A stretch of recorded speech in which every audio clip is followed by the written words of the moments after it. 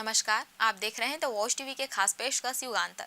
मैं हूं आपके साथ जानकी। राजधानी रायपुर सहित प्रदेश के कई शहरों में पिछले कुछ महीनों के दौरान लिफ्ट में लोगों के फंसने की घटनाएं सामने आई हैं और इन घटनाओं ने बहुमंजिला भवनों में सुरक्षा व्यवस्थाओं पर गंभीर सवाल खड़े कर दिए हैं।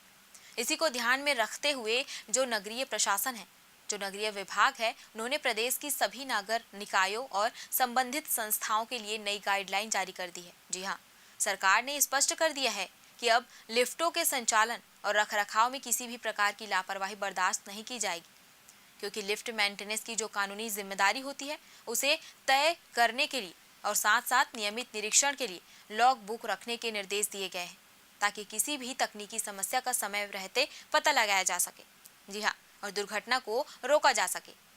सबसे पहले जानते हैं नियमों की अनदेखी पड़ी भारी, यानी कि ये लाइन कहने का मतलब है कि अगर ध्यान नहीं है तो कुछ भी घटना घट सकती है। यानी कि विभाग ने चेतावनी दी है कि यदि किसी भवन में लिफ्ट सुरक्षा मानकों का पालन नहीं किया गया तो संबंधित भवन को सील करने तक की कार्रवाई की जा सकती है, यानी कि बंद करवा दिया जाएगा। साथ ही जिम्मेदार विभागों और प्रबंधन समितियों के खिलाफ कानूनी कदम भी उठाए जाएंगे। नई व्यवस्था के अनुसार लिफ्ट की कमीशनिंग से पहले अनधिकृत तीसरे पक्ष से सुरक्षा प्रमाण पत्र लेना अनिवार्य होगा। यदि किसी दुर्घटना या तकनीकी खराबी की स्थिति उत्पन्न होती है तो उसकी सूचना 24 घंटे के भीतर संबंधित अधिकारियों को देना भी आवश्यक होगा। सरकार का मानना है कि सुरक्षा मानकों का कड़ाई से पालन ही भविष्य में होने वाली दुर्घटनाओं को रोक सकता है। जी हाँ, लिफ्ट सुरक्षा के लिए अनिवार्य किए गए नए प्रावधान को हम जानें तो नई गाइडलाइन के तहत प्रत्येक लिफ्ट में 24 घंटे कार्यशील अलार्म सिस्टम, द्विदिशीय इंटरकॉम, ऑटोमेटिक रेस्क्यू डिवाइस और आपातकालीन बैकअप बैटरी की व्यवस्था अनिवार्य कर दी गई है।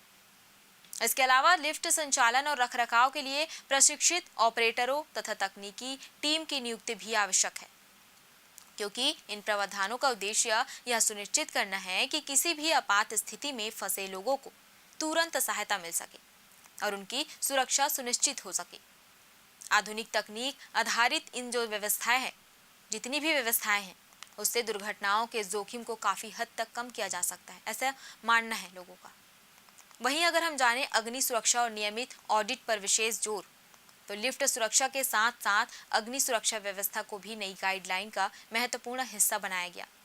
राष्ट्रीय भवन संहिता के अनुरूप स्प्रिंकलर सिस्टम, फायर अलार्म, अग्निशमन यंत्र और अन्य सुरक्षा उपकरणों की जो व्यवस्था है वो अनिवार्य कर दी गई है।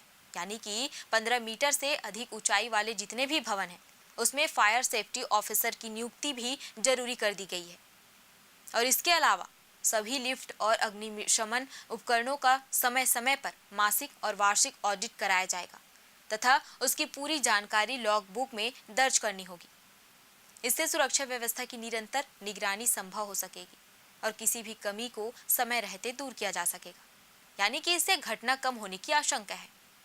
और वहीं अगर हम जानें हाल की घटनाओं ने कितनी चिंता बढ़ाई है और सरकार ने क्या क्या कदम उठाया है, तो राजधानी में पिछले 2 महीनों के भीतर लिफ्ट में लोगों के फंसने की कई घटनाएं सामने आई हैं। जी हाँ, अप्रैल और मई महीने में अलग अलग स्थानों पर सरकारी अधिकारियों, कर्मचारियों और आम नागरिकों के लिफ्ट में फंसने के मामले दर्ज किए गए हैं। कुछ मामलों में लोगों को 15 से 20 मिनट तक लिफ्ट के भीतर रहना पड़ा, जिससे घबराहट और स्वास्थ्य संबंधी जोखिम भी पैदा हुए। इन घटनाओं ने यह स्पष्ट कर दिया कि सुरक्षा मानकों की अनदेखी गंभीर परिणाम ला सकती है और यही वजह के कारण सरकार ने अब सख्त नियम लागू कर दिया और कहा कि सुरक्षा व्यवस्था को मजबूत बनाने का निर्णय लिया गया ताकि भविष्य में ऐसी घटनाओं की पुनरावृत्ति न हो। जी हाँ, यानी कि बहुमंजिला इमारतों के बढ़ते दौर में लिफ्ट सुरक्षा केवल तकनीकी आवश्यकता नहीं बल्कि नागरिकों की सुरक्षा से जुड़ा महत्वपूर्ण विषय बन गई है। छत्तीसगढ़ सरकार द्वारा जारी नई गाइडलाइन का उद्देश्य लोगों को सुरक्षित वातावरण उपलब्ध कराना और दुर्घटनाओं की संभावनाओं को न्यूनतम करना है, क्योंकि नियमित निरीक्षण, आधुनिक सुरक्षा उपकरण, अग्नि सुरक्षा प्रबंधन और जवाबदेही तय करने जैसे कदम निश्चित रूप से सुरक्षा व्यवस्था को मजबूत बनाएगा।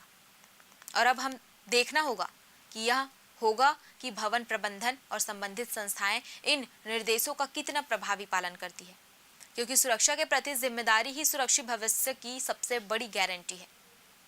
ऐसे ही खबरों के लिए बने रहिए द वॉच टीवी के साथ। नमस्कार।